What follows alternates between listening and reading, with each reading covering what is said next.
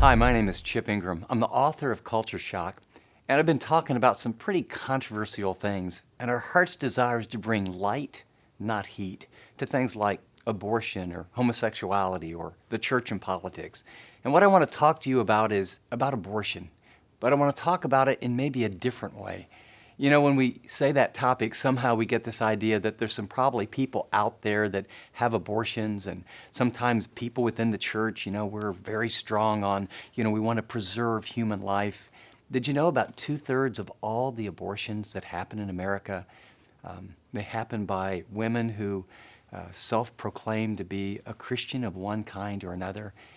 And I just want to talk to some of you men that were the guys, either as a husband or a boyfriend, who said, you know what, I just can't have that kid right now, and that's going to ruin our relationship, or it's going to ruin college, or we can't afford it. And maybe it was in a moment that you thought and didn't even think, or you weren't a Christian, and there's just guilt, and when this comes up, you just want to run.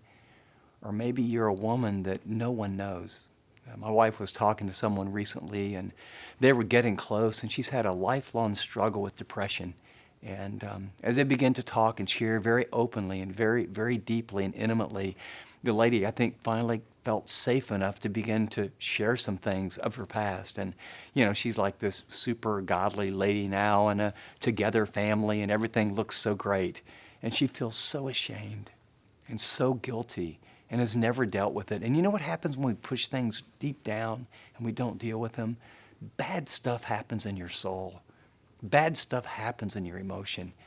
And as my wife began to bring those things to the surface with a heart of love, I think she was really Jesus to this lady.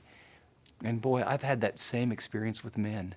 It's amazing what happens when the cleansing blood of the living Christ, where you realize, you know what? You blew it. It was a life. It was wrong. Okay, let's use the word. It was murder. And some of you did it naively. But whether you did it naively or willfully or intentionally, God forgives. David was a murderer. Moses was a murderer.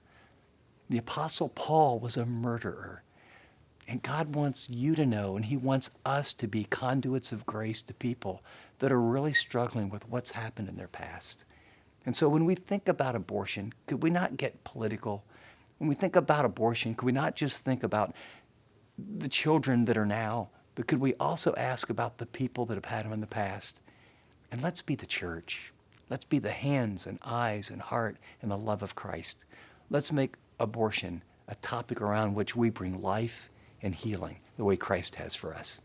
Let's make a difference together.